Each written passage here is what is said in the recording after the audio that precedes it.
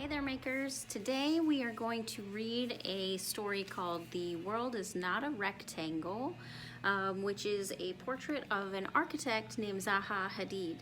I hope you enjoy the story and stick around. We'll have a video ready soon with a free project inspired by Zaha.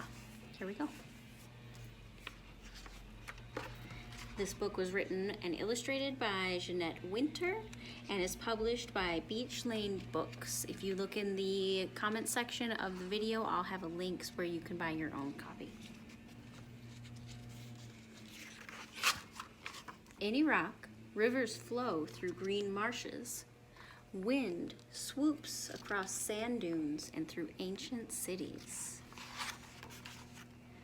Zaha Hadid sees the rivers and marshes and dunes and ruins with her father and imagines what cities looked like thousands of years ago.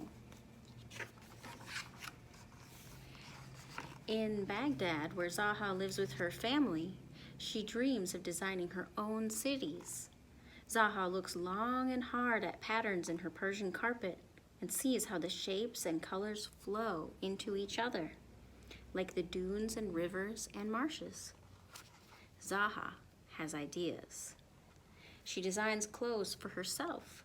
She arranges her furniture. She loves her mirror because the corners aren't square. There are no corners in the dunes or rivers or marshes. Zaha is a Muslim who attends a Catholic school and loves math and still thinks about the ancient ruins.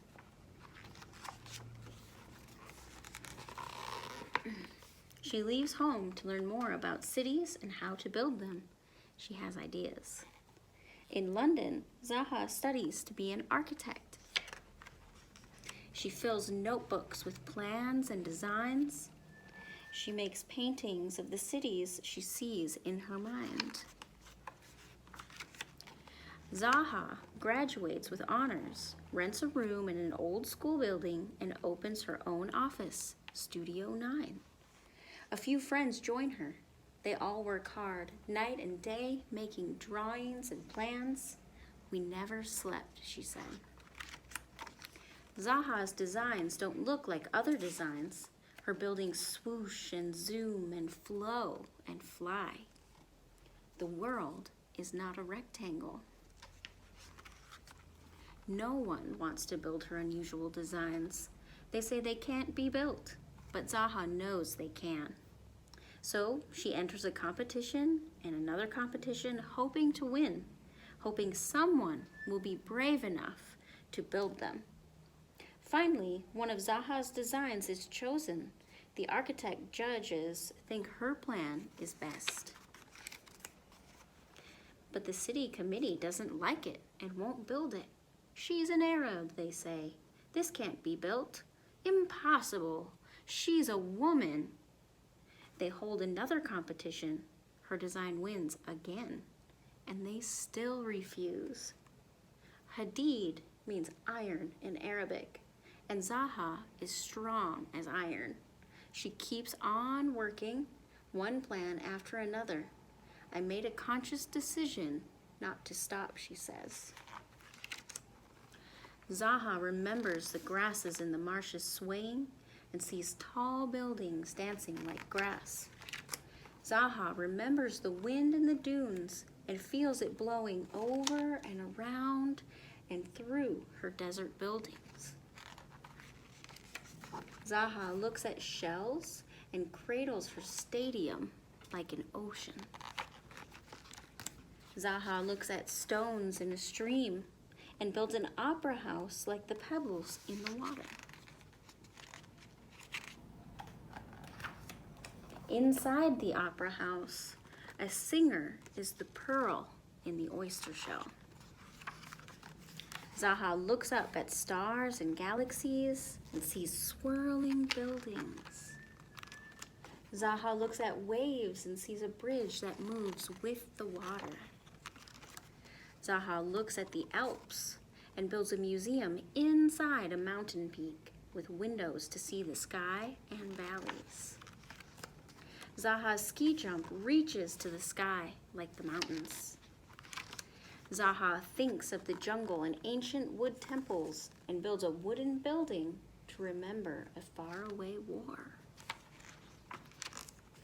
One by one, Zaha's designs become buildings all over the world. We do this so you can be in a simple place and feel good. Zaha is so busy now that every room in the old school building is filled. Over 400 architects work in these rooms, designing, planning, engineering, and making models of Zaha's visions. You should do what you like. Zaha designs a dollhouse and shoes and chairs. She designs a stalactite sculpture and an iceberg seat. I can't stop thinking, she says. Sometimes when she is working, Zaha's early memories return. The beauty of the landscape, where sand, water, reeds, birds, buildings, and people all somehow flow together, has never left me. I still believe in the impossible. Then, one night, the light in Zaha's window goes dark. She has left this world, but her architects keep their lights on, designing, planning, engineering, and making models of her visions, keeping her flame blazing bright, even though Zaha is gone. Here at the end of this book, you can see all of her actual designs and where they are. She has them all over Wales, Qatar, in Dubai, China, Austria, Cambodia, Italy, and more. I really love this book because it teaches about how, one, artists can find inspiration from everywhere. Even if we're doing something and someone says you can't do that or that's not right, you can do that. She found her inspiration from nature. A lot of other architects find inspiration in nature too, but they try to show it in different ways, maybe with stained glass, pictures of flowers, or in designs that they do so that they fit in with nature. But she actually took the shapes of nature and turned them into real buildings. And she kept going even when people said she couldn't do it. I think that's really inspiring. For our project, check out our companion YouTube video, and we're going to be designing our own buildings using things that we've found that inspire us. So check that out, and I hope to see you soon. Thank y'all. Hey makers, I'm ready to start my project inspired by the book about Zaha Hadid, The World Is Not a Rectangle. And the first thing that I did today is go on a little nature walk. Since we're doing everything inspired by nature, I thought it'd be fun to hang out outside, and I've got Willem with me. And let's look at the things that we found on our nature walk. Here you can see that we found a cool stick and a little part of a stick. We found the cap of an acorn, some different pecan pods, some that still have the nut inside, some that have opened and broken, so like that, pieces of ones. We also found this cool leaf and the actual pecan nut from inside one of those. Here's another cool broken one. So you can look around and find all different kinds of cool things on your walk, and then we're going to turn those into a drawing of different types of buildings inspired by their shapes or how they grow, things like that. I also found this cool yellow dandelion that I might be able to use as inspiration for a building. All right, for this you need a pencil or a Sharpie or something to draw with, and then once it's all drawn out on your paper of choice, or if you have a canvas, you can do this as a painting. But either way, we want to start with something to draw with. I'm starting with a black paint pen. You can make as many buildings as you have cool things, or you can do just one. I'm going to start with a building inspired by this little acorn top. You can see its shape is roundish from the bottom, from the top. It almost looks like it's got little scales, which I think is pretty cool. And I like how it's like a little cap shape, almost like a little Hershey Kiss or a chocolate chip shape. I'm going to use that as an inspiration. I'm going to start easy with just a house. So I'm going to start with, that's going to be my roof. So I'm going to make my kind of chocolate chip shaped roof.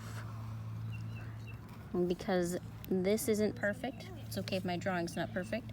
Also, I'm starting with just a paint pen. If you start with a pencil, you can change things as you go.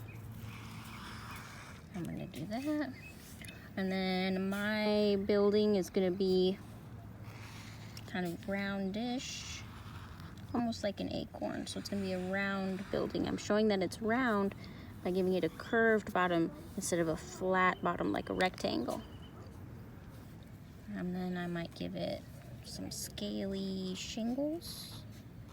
I'm doing each shingle by itself, and I'm going to make it follow the curve. And I'll do that everywhere. And then I might go ahead and give it something like a door or a window. I like that scaly shape. I'm going to come back to that. But I'm going to make a rounded door. I like doors that have windows on them.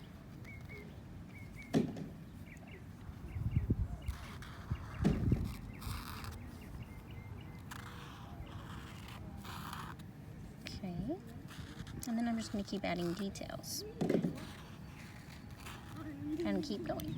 Now, something that architects need to think about is where their buildings live. So, for example, if this was somewhere that water might be a lot, maybe it would be up on stilts in parts of Scandinavia, like on the ocean in the fjords. They put houses on stilts so that if a big wave comes crashing in, it won't get into their house, or if something floods, it won't get into their house.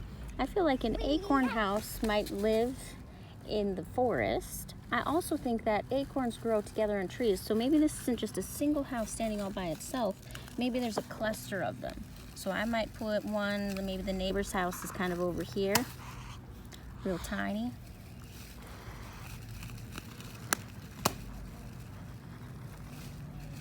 Maybe on this one the door is facing off to the side a little bit, so I'm just seeing that way. And these windows, like that. And then I can start decorating what the area around that house would look like. Is there a path coming out?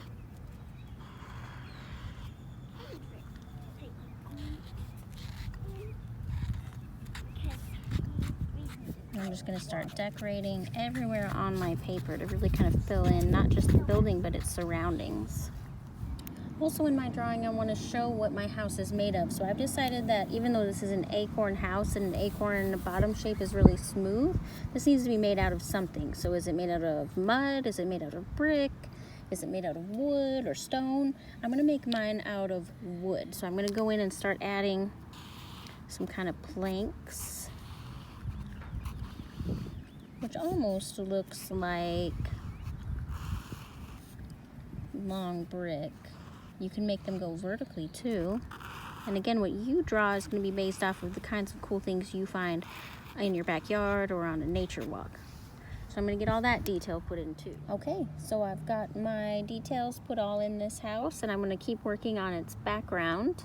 But before I do that, I want to just talk about any other shapes. So if you have other shapes, you could make a new drawing, or I could find a way to incorporate this. I really love the way that this one is curved, and I was thinking it might be cool if it was kind of a weird like apartment complex, maybe something here at the bottom where you come in, and then this could be like the high rise or maybe an office building, and I could put that tiny here in the background, or I could use it as inspiration to start a whole new drawing.